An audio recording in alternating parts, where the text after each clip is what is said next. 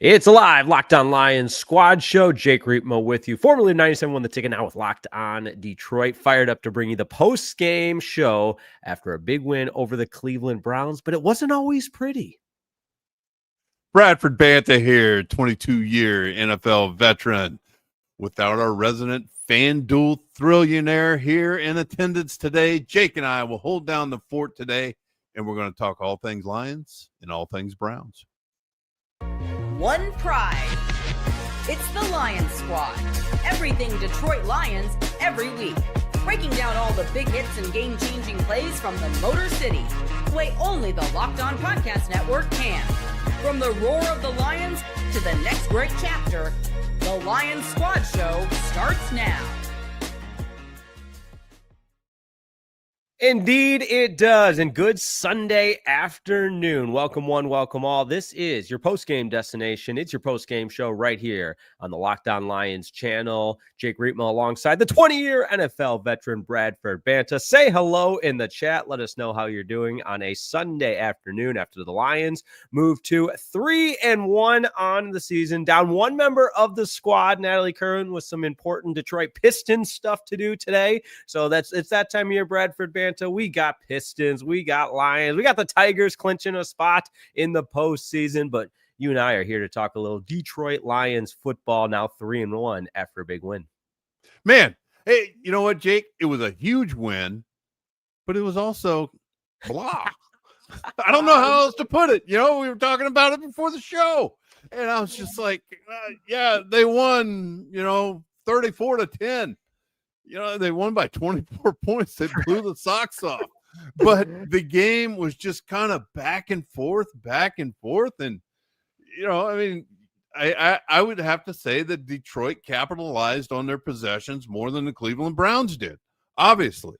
With the turnovers, that's the one thing that the Lions did get was turnovers today. I know the Lions had their one interception, but that was something that we had talked about this past Thursday, was getting their hands on the football and then holding on to it. And they were able to do that today. And it was very, very important to get those turnovers and give the Lions great field position. And they took advantage of it.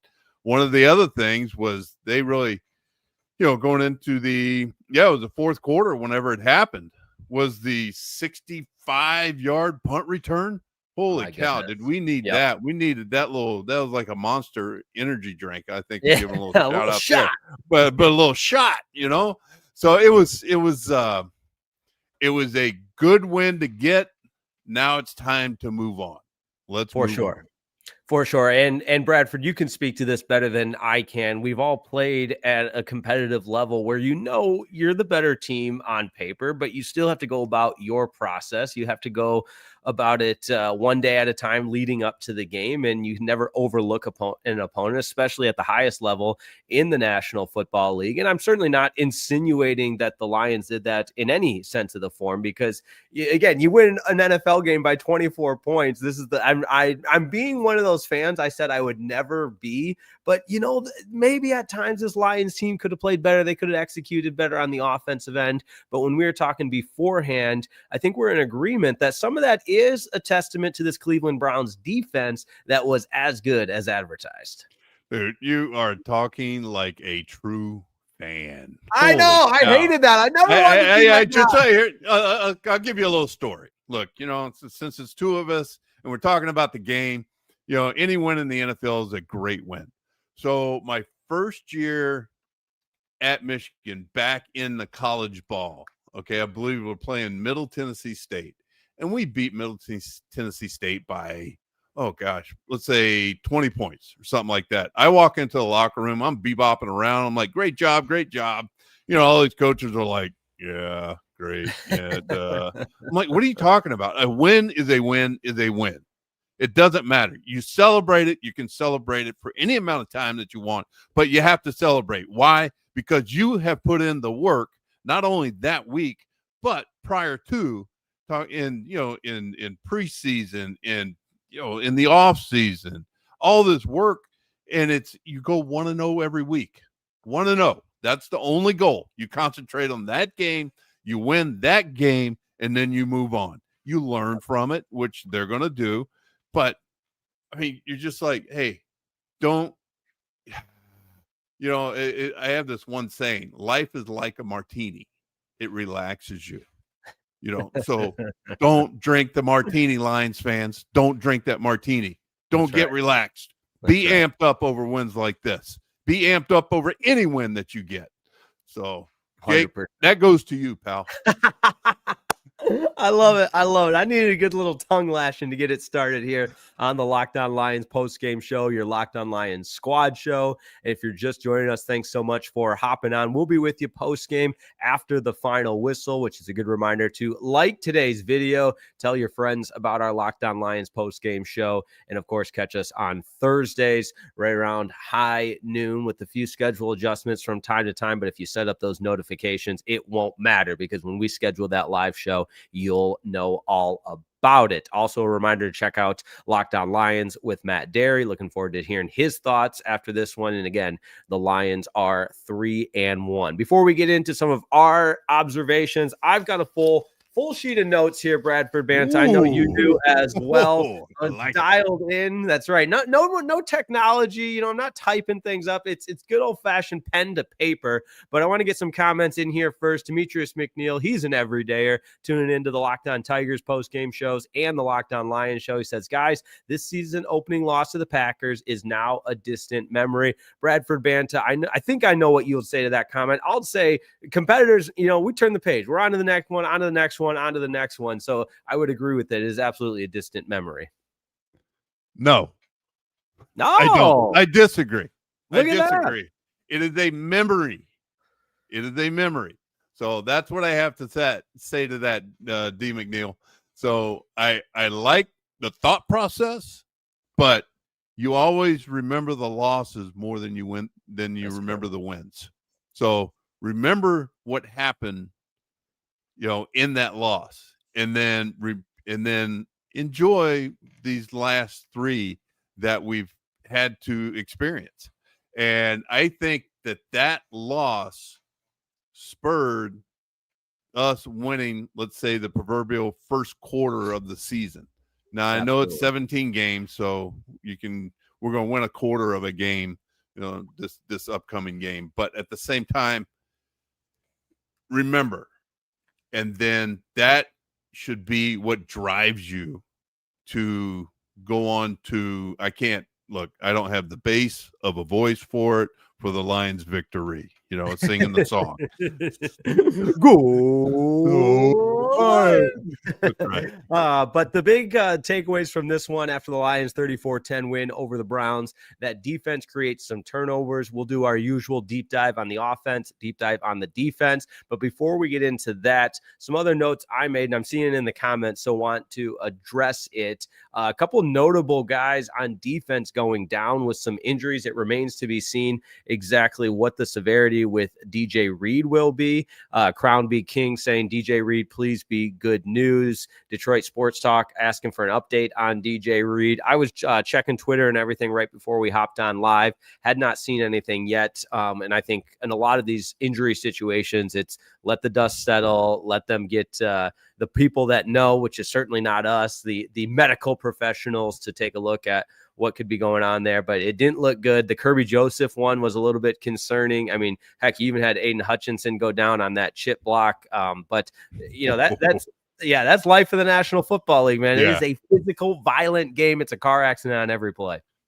Yeah, no, and we'll get more. And this is what a lot of people don't realize what's going on. As soon as those injuries happen, they phone up to Brad Holmes, and then they have the pro scout. They have, they got freaking a ton of people just buzzing, and they have their cell phones going. And these guys are actually making calls and possibly setting up workouts for either tomorrow or Tuesday for cornerbacks or DBs or whoever they want to come into the building and possibly sign. So, and just like every other position in the NFL, none of these positions just grow on trees. They have lists. Yeah, they have lists that they go through. Hey, these are my top, let's say, 5 guys. Let's bring them in. And all this business behind the scenes is taking place while the game is going on. But these guys have to think ahead, and they have to be prepared. So whenever this type of stuff happens, these phone calls can be made. Call the agent, they call the player, they get the flight set up, they come in for a workout, they either sign them or they just send them on their way. No, what I love about Bradford Banta, there's a million different things. And this is, we're going to actually talk about this the rest of the show, but I love your keen ability to illustrate the business side of this. Because admittedly, and I know we got to, it's been 10 minutes on a show before we've gotten into this, but my experience goes all the way to the D2 level. And at that point, there wasn't any NIL, sometimes we'd be rewarded with Domino's pizza and some Gatorade if we showed up. Yeah. But you performed and played at the highest level, and you understand the business side of it. And I think when injuries occur, that's an important page that often gets forgot, where, hey, the Lion, it doesn't take away from any of the sympathy you might have for a guy that just got hurt. But at the same time, the business side of it is we got to figure out who's the next man up. Right. And they're going to be walking into a locker room that is winning, that has a good culture.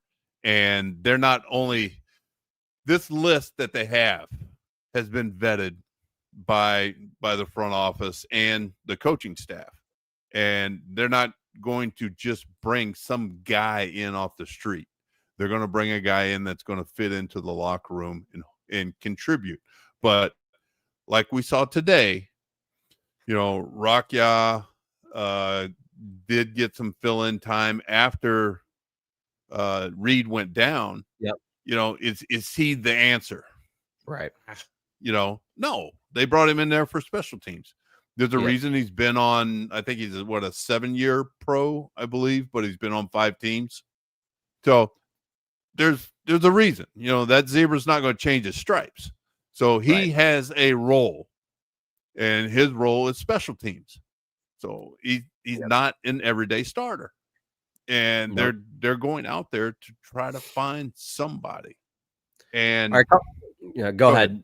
No, just because couple more comments here before we do our deep dive on the offense, because Crown being king kind of sets us up here. Were the defensive backs for the Browns really good today, or was the JMO Goff connection off a little today? We're going to talk about that on the offensive deep dive. But first, John Smith, our guy, shout out to you, pointing out what we're all thinking, John Smith. Man, we got the 2 thorns and no rose today. Okay, Coach and Jake, let's go. Yes, you must have joined late, and that's the elephant in the room. Natalie, Kerwin, hard at work with the Detroit Pistons today for FanDuel Sports, and so that's right. You got the 2 thorns today. We're gonna hold it down. We miss Nat, the queen of the Locked On Lions squad show, but she'll be back. There's nothing to worry about there, and we're gonna give it our all, right, Bradford Banta? Oh, you better believe it.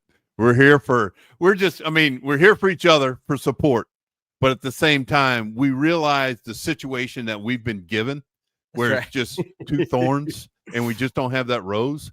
That's right. Hey, we got to hold it down.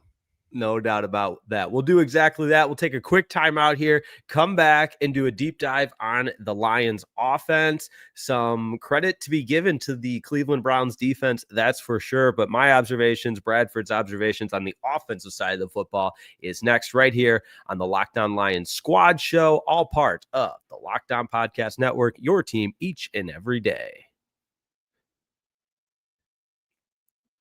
Hey, this episode of the Locked On Lions Squad Show is brought to you by our good friends over at Prize Picks. That's right. The best and most exciting way to play daily fantasy sports is on Prize Picks. Don't miss the excitement this football season with Prize Picks. It's good to be right. Playing Prize Picks is such a fun, simple way to add more excitement to football. You just pick more or less on player projections. Like, hey, do you think Jared Goff's passing yards are going to be more or less than the projected number? How about some rushing touchdowns? Oh, yeah, you just get in the game like you would normally watching your favorite team, but at the same time, you add a little bit of sizzle to it. I love how quick and easy it is to set your lineup in Prize Picks. You can do it in under a minute. And oh yeah, the payouts are super fast as well. And guess what? Prize Picks just added stacks, which means if you want to ride with a player, you can select their pass yards, rush yards, and touchdowns all in one lineup and ride with that specific player. So download the Prize Picks app today. Use that code LOCKEDONNFL to get $50 in lineups after you play your first $5 lineup. That's code LOCKEDONNFL for $50 in lineups after you play your first $5 lineup.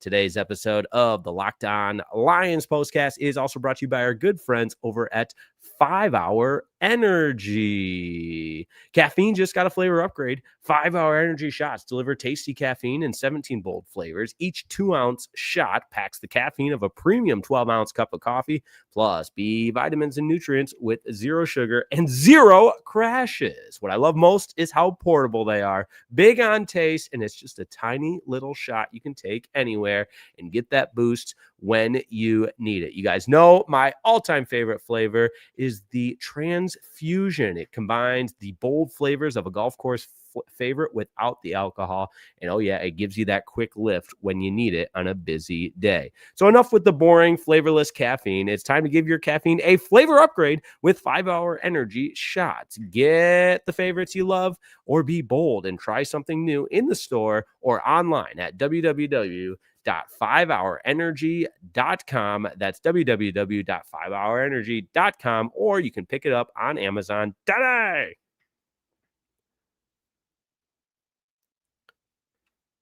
Lions. Hey, did you take one of those before you read that commercial? Yeah. Holy cow. I had to just shots, everybody shot. All right. You know, based on some of my other ad reads, you know that you do them live and you hope for the best. There's a lot of things I'm not good at, and I would put that right at the top of the list, those ad reads. So thank you. Stay tuned. Stay tuned for those ad reads. That's what I got to say. Stay tuned. Our sponsors are just gonna love you, Bradford. They're just gonna love you, man. All right.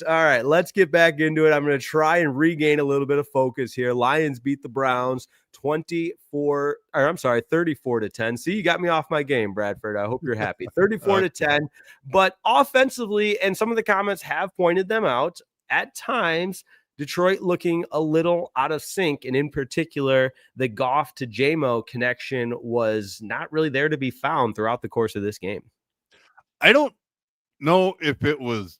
Matter of fact, I don't think it was Goff. I think it was just more on Jamo, because you look at some of the passes. Yeah, there was a pass over to the left side, deep left side, where Jamo had to turn and make an adjustment to the ball, but what I saw, because he was targeted 8 times today.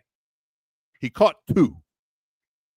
And there's a very good possibility that he could have caught an additional 3 more. I counted 3, possibly 4 just drops. And that's, to me, is a little bit concerning. That is a maturity issue that he has to overcome, and he has to realize I can't even think of the saying, with the amount of responsibility you've been given, you have to. With great responsibility comes great, I don't know, something like that. Yeah, everybody knows what I'm talking about there. Yeah. But hey, you're just like, man, because what I liked was trying to get him involved early, and they gave him the first play of the game where he caught it and got the first down, which was fantastic. And then it just kind of went all downhill from there. Yeah. He needs to take the responsibility, and there was a couple plays that I saw, like two or three were just flat out just drops. He did not catch the ball.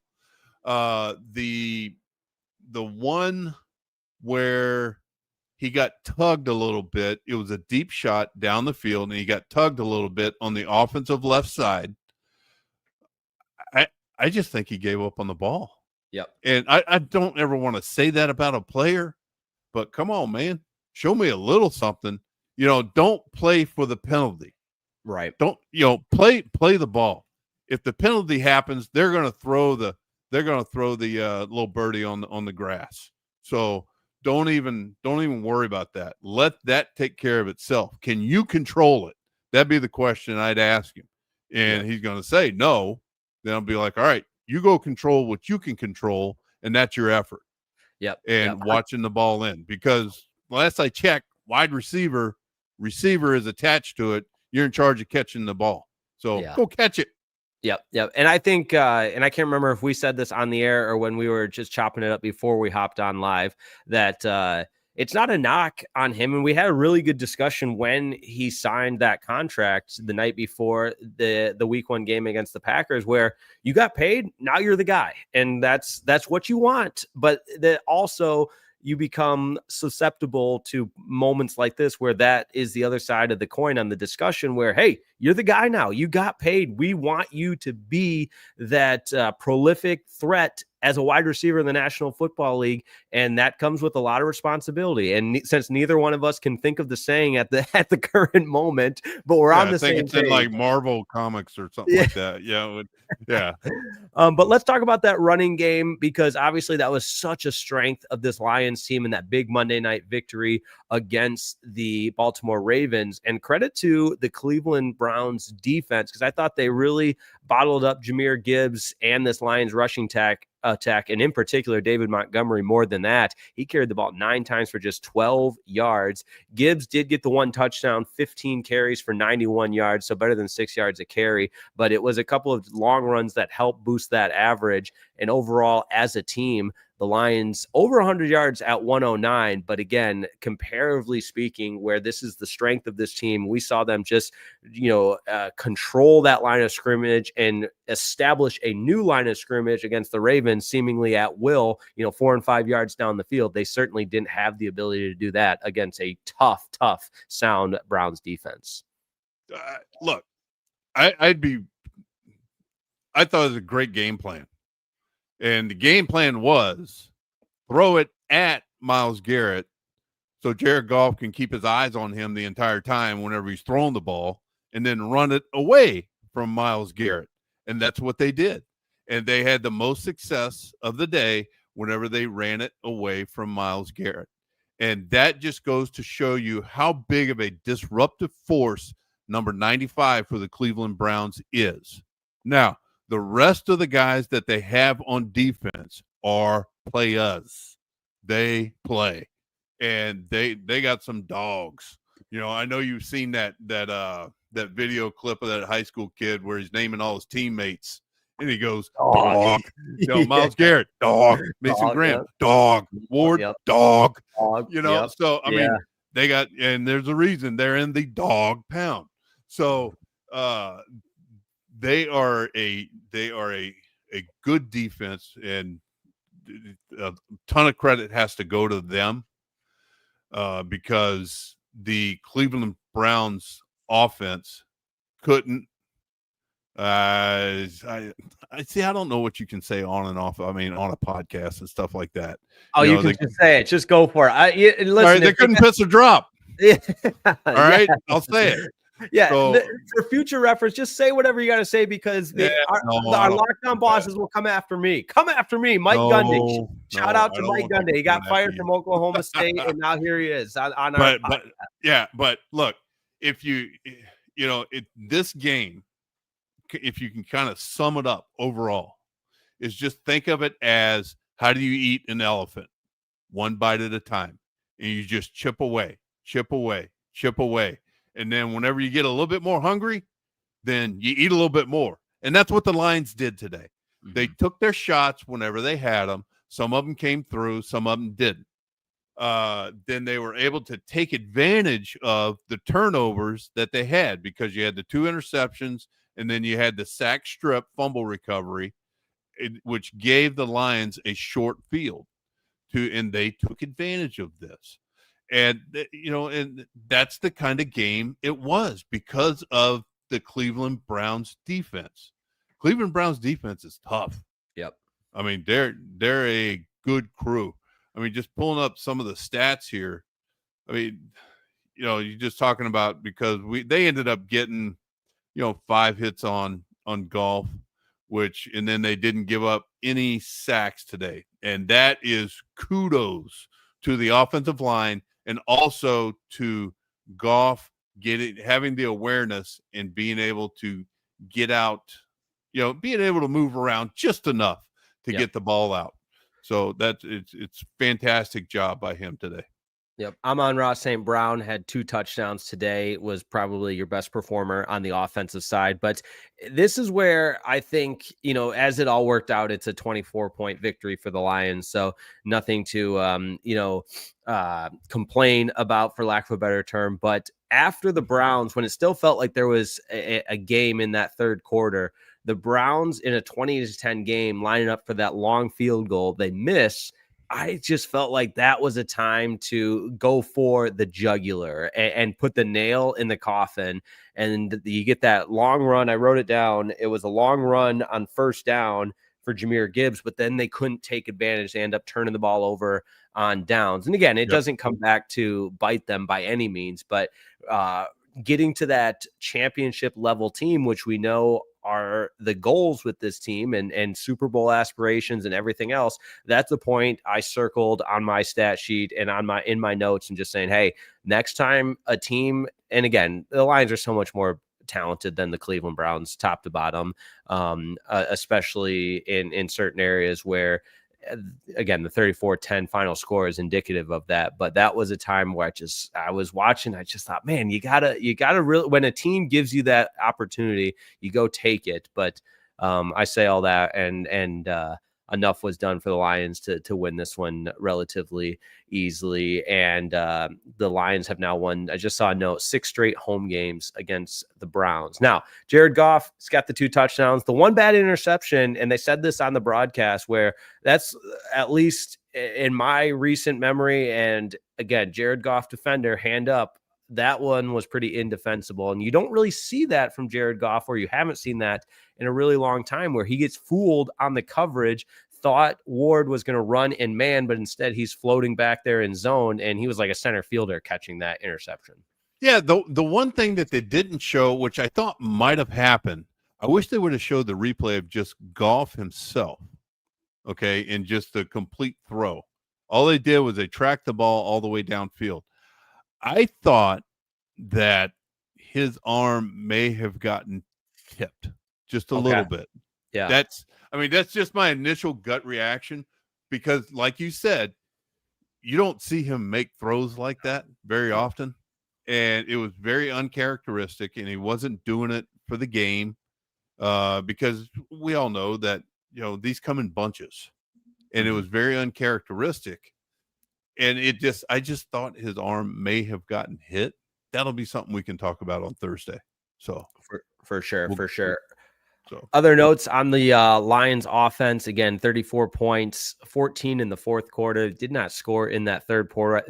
I think that third quarter is kind of where the lull of the game took place, but they took advantage of some turnovers that the defense provided. And we always talk about playing complementary football, and sometimes the definition of complementary football can get lost a little bit of, everybody's got to be playing their best at the same time. It's not always necessarily that. It's when one side of the football or one team provides, a spark, you carry that on. And I thought the finishing touches with the strip sack from Hutchinson, recovered by Nowosky, and then you go and finish the job with a touchdown to Amon-Ra St. Brown there. That was some complimentary football. And then you mentioned the special teams touchdown. That speaks for itself. Yeah, because you were talking about, so in the first quarter, we had a total of 4 possessions by both teams. And then you get to the second quarter and you have a total of 10 possessions by both teams. And then you get to the third quarter, it slows down a little bit, 5 possessions. And then, we had 8+ possessions in the fourth quarter. So that was kind of the flow of the game.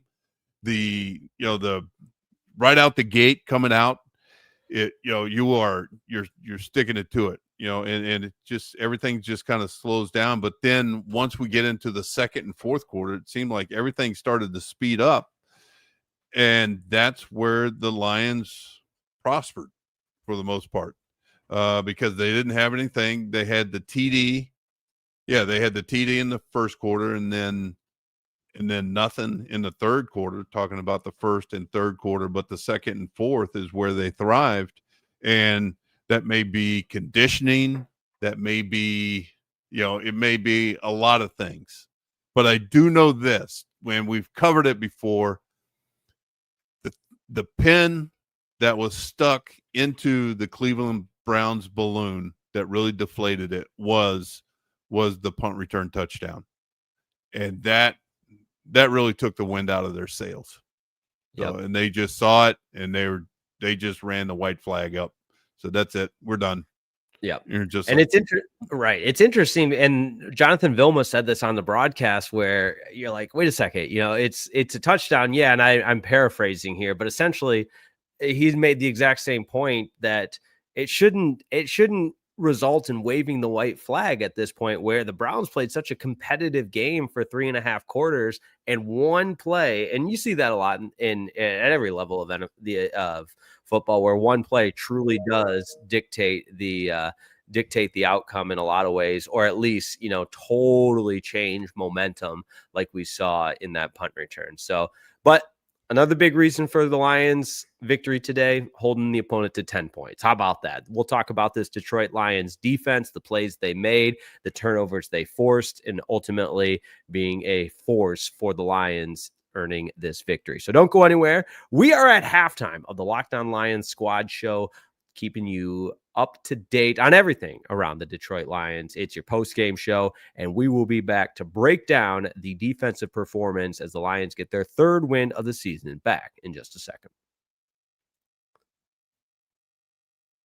Hey, this episode of the Locked On Lions Squad Show is brought to you by our good friends over at Rougiette. What do you get when you have a bald eagle standing on top of a silverback gorilla riding a T-Rex? You get confidence, pure confidence. And if you're looking for something beyond the usual pill, it's time to meet Rougiette Go Long. That's exactly where Rougiette's Go Long pill comes in. It's not just another ED pill. It's a total game changer for confidence. Go Long combines 2 doctor-trusted medications in one dual-action formula, so you can get hard and go the distance. The process is simple. Connect with a board-certified doctor 100% online, and if prescribed, your treatment ships directly, discreetly, right to your door. And if prescribed, your treatment ships directly to your door. So if you're ready to level up your confidence in the bedroom, head to Rougiette.com. That's RUGIET.com, and use that promo code LOCKEDON NFL for 15% off your first order. That's Rougiette.com, promo code LOCKEDON NFL, and make sure you use our code so they know we sent you.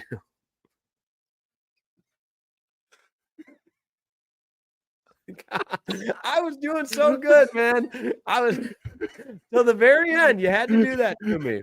Yeah, I'm doing fine. I'm powering through. I'm reading the text, and then I just hear this snickering on the other side. And I'm like, come on, man. Can we get comments, please, on the last one? Unbelievable. Can we rate the job that Jake did? I mean, I think he did a fantastic job of writing that commercial. I loved it. Yeah, my grandmother watches this show, Bradford. She does? Well, is it Mrs. Riepma? No, it's Grandma MJ, Mary Jo. In fact, she's season ticket holder. Her and my grandpa go to every Lions home game. So I'm sure they really enjoyed that from their grandson. So yeah, that Grandma MJ. That is your grandson, Jake Riepma. Yeah, there we go. Thank you. I would love to get some comments from people that are listening or watching right now. That would be great. As if I wasn't sweating enough right now. Sheesh. All right, let's talk about this defense. The Detroit Lions forced 3 turnovers this afternoon at Ford Field. Big ones too. You needed it. And at times the secondary again looked like a little bit of a weakness, but let's focus on the positives first. Those 3 turnovers forced by this Detroit Lions defense. Boy, they were huge. And the first one, I was looking at that one. I was like, what happened? Because it looked like Flacco was just playing catch with Kerby Joseph. Yeah. And there was nobody out there. And I think it was just a miscommunication between Flacco and the receiver on that side of the ball. I'm not sure who the receiver was, but it was just, he ran maybe a 10-yard stop and Flacco threw it deep and Kerby just ran over there and caught the ball and just kind of stepped out of bounds. Yeah, I don't think he'll get an easier interception than that all season. No, I don't think he'll get an easier interception as the rest of his career. Right. Holy cow. So, and then the second interception I thought was fantastic. Look, that was a great play. You know, the game was being called a little bit tight. Yes. In the defensive secondary. I think once both sides realized that, then they started, playing more with their feet instead of their hands. And we were able to just, Reed was able to just, it was a great catch, great awareness to get up and run with the ball, even though, he was down, but it was just great awareness no, they didn't call him down. No, the Nowaski was called down on the fumble. Yeah, he ended up returning it. Yeah, because I was thinking the same thing. Because that was actually the return is when Kerby Joseph got hurt, but he did come back into the game and should be good. But no, I thought let's talk about that strip sack from Hutch. He got in there so cleanly. He literally could go straight for the ball, forces the fumble, and Nowaski recovered it, got up and scored the touchdown, but they ruled him down by contact. But still presence of mind to be right there, right place, right time. But Hutch again that's what he's paid to do. And he made his presence known just like he did against the Ravens. Yeah, and I think the running back, whenever Hutch tried to twist in the middle, made his presence known on Hutch as well. Woo! Man, did he get chipped. Yep. He got chipped. Yep. So fortunately, the Lions came off the field right then and there. But man, whenever he stunted up the middle and that running back just kind of launched his shoulder into his rib cage. Yep. That got your attention. No doubt. I do think the Lions benefited a couple of times from some key drops from Browns receivers. It was Jerry Jeudy a couple of times. And then I'm blanking it on their backup tight end, third round pick. Third round pick on Bowling Green. Yeah. Yep. And Anzalone was right with him, but it was just dropped in the bucket perfectly from Flacco, but he couldn't come up with the catch. And for the Lions, that's involved in playing 60 minutes of defense. You're going to have some plays where you need a little bit of luck. And fortunately, the Browns just are not quite that team offensively where they can be prolific on offense with some of the drops that they only had so many opportunities. And when you have a couple of drops like that, it just negates it all. Boy, no doubt. And the thing is, it's a 60-minute game. So you have to play the entire time. That's you have to play the entire time. And that's one of the things that the Detroit Lions have been doing, I would say, for the entire season. Even, you include the Green Bay game in there as well. Now they had a rough go, 4 weeks ago, but they have appeared to have straightened that out. And the defense, I thought they put Flacco on alert. And because just looking at the stats here, 6, 7, 8, 9, I want to say they put him on the ground 9+ times, and that's to go with 3 sacks as well. So you're talking the quarterback out of 60 something plays that were run, the quarterback is having to get up 1 out of every, let's just say 5 plays. So to me, that's impressive because you're putting him on alert And it's just like, God, he's like, man, I got to get up again. And Yeah. there were some times that he just got waylaid because he like just got the ball out and somebody was there just to not necessarily plant him because that would be illegal, but they were able to hit him with authority and he was falling, and he fell down from there. Let's just say he'll spend a little time in the cold tub tonight. Yep. And, lick his wounds and then come back and play again next week. For sure. That takes its toll. And again, this is not your Lockdown Browns squad show, but it is kind of an interesting case study on how they intend to proceed from the offensive side of things. I certainly don't think Joe Flacco's the problem. There's a couple other issues, but being the age that he is, he's certainly not the future of the Cleveland Browns offense at the quarterback position. And you saw a little Dylan Gabriel there, which again, that was one of the as we know, Bradford, the old preseason, you're looking for storylines. And that was one of the preseason storylines with them having 6 quarterbacks on their roster. So it was Dylan Gabriel, wasn't Shedeur Sanders. And, if I'm a Browns fan, I'm certainly wondering what the future of your signal caller is for the Browns. Who knows? You don't, because heck, Flacco's about a year away from getting Social Security. So I just, I'm one to talk because I'm sitting there during the game and I'm wondering, I was like, all right, who's got more gray hair, Flacco or Stefanski? I'm not sure. Right. That's good. It's just, it's interesting thing to see, but hey, let's get back onto the Lions. Talk about them, their performance defensively. I thought that they did a good job of just causing disruption. Mm-hmm. And that's what they needed to do, because the Browns, for the most part, with the exception of the first drive, it was run, pass. Yeah. Run, pass. Run, pass. Now, the kid they're giving it to, Junkins, is pretty doggone good. He's a good running back. That kid runs hard. But then you have, 2 backup tackles that are blocking. It just doesn't serve for a good.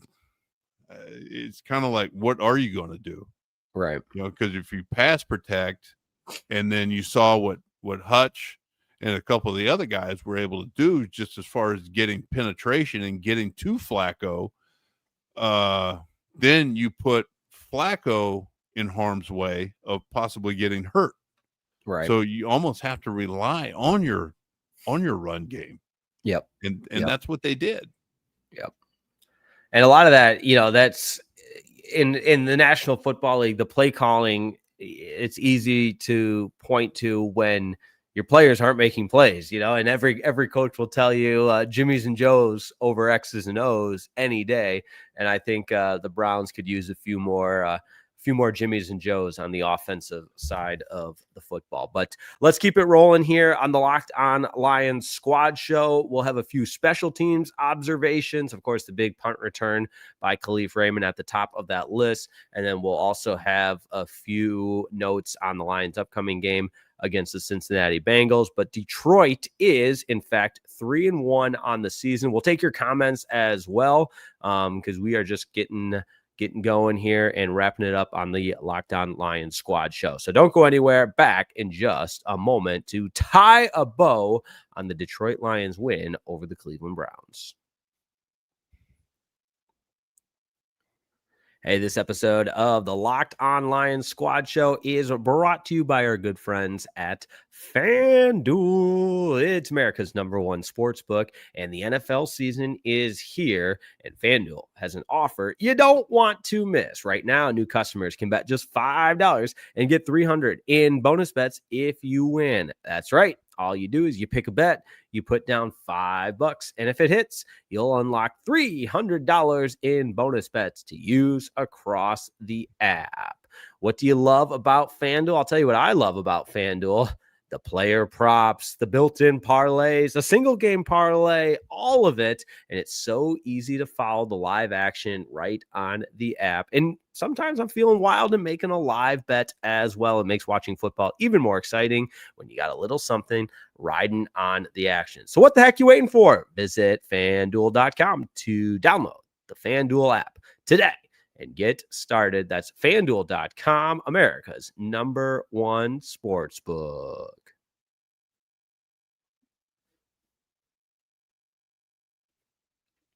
You're talking Much to better. two. Much Thank better. you.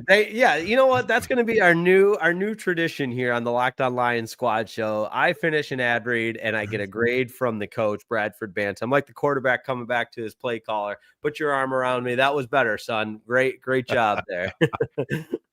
But hey, we're two guys that love special teams. It's a third of the game. It can change the game. I played a lot of special teams in college, run down that back when you could actually play special teams. There wasn't all these rules. There was strategy involved with it. Now I know there's still strategy involved with it, but a play on special teams can dictate the outcome of the game. And we saw that today. No doubt about it with the Khalif Raymond punt return when the Lions really, really needed it. It was the shot that they needed.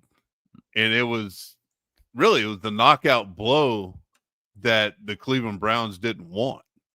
And we talked about it earlier in the show, because once that happened, the Browns were like, I'm throwing in the towel. Yep. But here's the thing that got me the most. So you got him running down the field, and you have the punter, Borquez, the punter, is within 2 feet of him and doesn't attempt to tackle him. I noticed that as well. Now Raymond had all the field, he had so much green grass or field turf to the left that I think he would have survived it. But you're right. Like there was a moment there where I'm like, wait a second, he didn't even. I would have taken my chances. Yeah, he didn't leave his feet, right? Yeah, no, he just ran right by him. Yeah, it's like two ships passing in the night. Like, what are we doing? But anyway, hats off to Raymond for making all these guys miss, making the proper cuts, getting to the open field, and just getting vertical and just making something happen. Yeah, and it was a shot that the Lions needed. Here's my special teams takeaway. In addition to the punt return, was no penalties. Yeah, this good game. Point. No penalties. And it was it's refreshing, so to speak, because they ended up, let's see, I just think for the penalties, the Browns had 6 for 44 and the Lions had 6 for 35. So, they were defensive holding. There was no PI calls, DPI or OPIs. What was very surprising was the Lions had 2 false starts called against them. Yeah. In that, what was it? It was the second possession in the third quarter. So that was truly a 3 and out, but they ended up running like 5 plays because of the penalties. And because I think it was Wright and Decker that had the false starts. I know Wright had one of them. Yeah. And it's like, what do we do in our own building?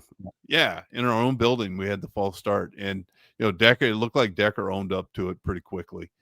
We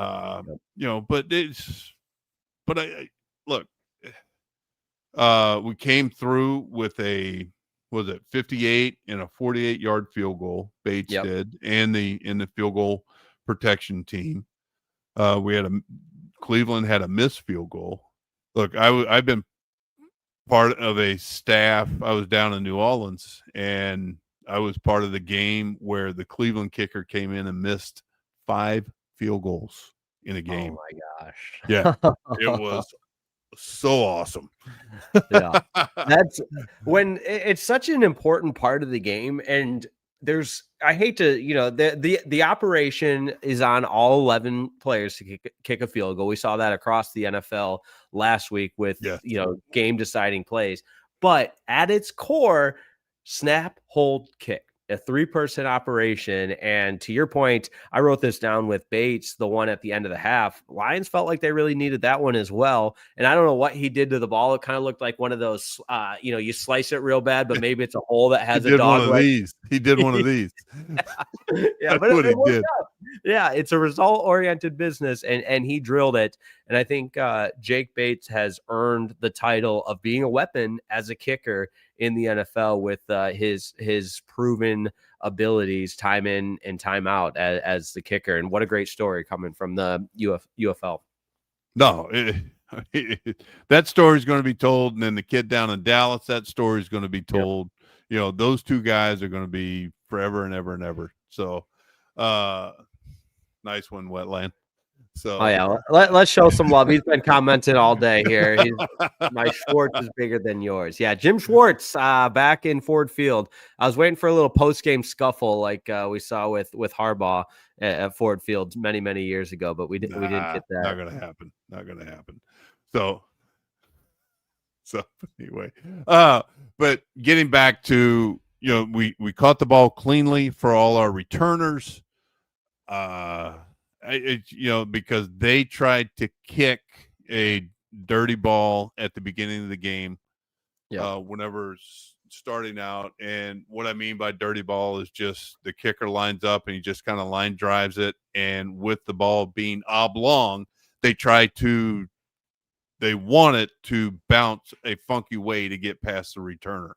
And they tried that. It didn't happen. It bounced right to our returners, and we were able to get the ball out to the, I'd say the 30-yard line, somewhere around there. And that's another thing where the Lions also benefited, is their average starting field position was the 38-yard line. Yeah. As opposed to the Cleveland Browns, which was the 26-yard line. I mean, that 12 yards, it makes a big difference. It makes a big difference. And that's a credit to special teams being able to put it down, because like in the second to last, in the fourth quarter, whenever we had to punt the ball, you know, it was a great punt. We punted the ball down to the -6 yard line, and I've just made a little note there, and and then from there, that's where the sack strip happened, and then we were able to get the Amon-Ra touchdown. Yep. So see, that's kind of real put quick. The final nail in the coffin. Yep. And that's how I would, and maybe you can correct me in this, and anybody can, but that to me is complementary football, when each unit is making a play that contributes to the bottom line. Like, would you want every single unit to be functioning at 100% all the time? Of course you do. And of course you game plan that way, but there's going to be time. Like, those guys drive Mercedes too. They're professional ball players as well. They're going to make some plays. I never did. Yeah, what did you spend your signing bonuses on? That's what we're gonna do for the final 8 minutes. No, we're gonna talk about the game. Come on, you got me backpedaling on my live reads and coming at me. I gotta fight fire with fire, Bradford Banta. Oh yeah.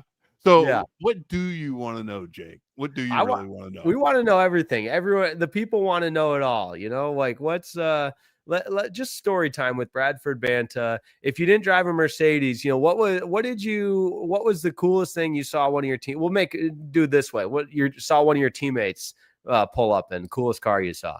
Oh gosh. So that would have been whenever I was with the Jets. So I saw Ferraris, I saw Lamborghinis, I mean, you name it, a Rolls, those guys had it. So, and it was the New York lifestyle. So that's wild. A Dodge Neon. Yeah, exactly. So thanks. Oh yeah, Wetlands. Yeah, Wetlands Productions. Banta got himself a Dodge Neon. No, but it just, you know, you pull up. So you go from Indianapolis to the New York Jets. Okay, so Indianapolis is, you know, it's Midwest. It was the 90s.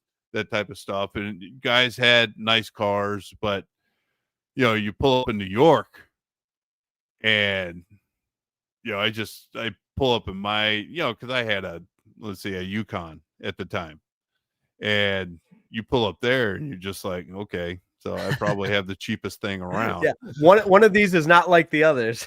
Yeah, exactly. But it was I would say the high-end cars was mostly in was mostly in New York. Now, the smartest guy that I ever saw was Edgerrin James. It was hilarious. So he goes out and he buys a limousine his rookie year, buys a used limousine, and he has one of his buddies that's living with him gets his commercial license. So he drives Edgerrin around. But then also Edge also bought, all right, so dating myself, I don't even know if you remember. Remember the A-Team? Not the movie, the TV show. No, you don't. So no, I don't. They had this black van. So Edge bought a lookalike black van, and that's what he drove around. He and his buddies drove around. And he was just like, all right, that's pretty cool. That's what you get for being a first-round pick. Yeah, so because that was the teams like Edgerrin James, Reggie Wayne, Marvin Harrison, of course, Peyton and everybody, right? Yeah, so Reggie wasn't there yet. Reggie wasn't there. Marvin, Marshall, Falk. Oh, yeah, that's right. He was still there before he went to the Rams. Yeah, and then Steve Entman at D-line, and then Goose was on the team. Tony Saragusa, rest in peace. Rest in peace, yeah. Yeah. Let's see. Who else? I mean, you could go through a list. Yeah. Hey, when the Lions win comfortably and we check every breakdown there is and we got a little extra time, it's just automatically going to be story time with Bradford Banta. Okay. So looking forward to more big wins like this for the Lions so we can do more story time. But as we wrap it up here, looking at the upcoming schedule, Lions have the Bengals next. Now that's going to be a 4:25 start. So of course we'll be on the air post game, but programming note-wise, housekeeping, if you will, we're going to do our Thursday show 2 hours earlier. So a little mid-morning Thursday show with your you can have your coffee and join us live for a Locked On Lions squad show because I've got some college football games to go to. I'm flying out to Provo, Utah, Bradford Banta, a little Big 12 Friday night action. Provo. Yeah. Nice. Have not been to BYU Stadium before. I've heard it's beautiful. It's right in the mountains, but we're going to take in a little Big 12 Friday night football. So I'm in the air Thursday. So that's why we're doing our show a little bit early on Thursday. And then, of course, Sunday against the Bengals, a later show. Now, Sunday, October 12th, Lions Chiefs, Sunday night football. And then the Lions are on Monday night football against the Buccaneers on October 20th. So we're all over the map, Bradford Banta. And that's okay because, you don't want to get in this monotonous, repetitive format. We like to switch things up, keep it fresh. We're anything but monotonous. I can promise you that. So we keep you, we take away the rose sometimes. You just got the two thorns, then we put her back in, and then we'll see how things go from here. Yeah, we keep you guessing, and then other programming note: the Tigers made the playoffs. They clinched yesterday, so we will have some playoff editions of the Locked On Tigers post-game show. You can check me out over there on the Locked On Tigers. And, of course, check out the Daily Show with the Matt Derry on Locked On Lions. So, final word, Bradford Banta. The Detroit Lions beat the Cleveland Browns comfortably, 34-10, 3-1 on the season. I'm curious to see what they're going to do in the defensive backfield. I'm curious to see what moves are going to be made, who they're going to bring in, who they're going to work out, if they're going to elevate somebody from the practice squad to come in. And then I want to see how J-Mo is going to bounce back after this game. If he bounces back and he comes and has a rock solid, targeted catch ratio of 1-for-1 next game, to be like, okay, he learned from this past game. That is what I am going to be most curious to see. Yep. And that if he comes back and has a rock solid game, then that tells me he's starting to mature a little bit. And I'll just say it right now, and I'll probably say it again on Thursday. I would look for them to probably get him going early in the offense, and just like they did today. And I wouldn't even be surprised if it was a short crossing route that got him going or something out in the flat area to let him try to use his speed and turn the edge. For sure. And I could be totally wrong, but you never know. But he's going to learn after every situation that he's presented with. And I want to see him do it. I really do. I want to see him grow as a player. The Lions obviously have enough trust in him to be able to award him that type of contract. And so we'll see. We'll see. Looking forward to that. For the 20-year NFL veteran Bradford Banta, my name is Jake Riepma. Thanks so much, as always, for joining us on the Locked On Lions Squad post-game show. The Detroit Lions win it 34-10. We'll talk to you on Thursday. Make sure you set up those notifications so you never miss a show. Like today's video and subscribe. Locked On Podcast Network, your team each and every day. Have a wonderful rest of your Sunday, and go Lions.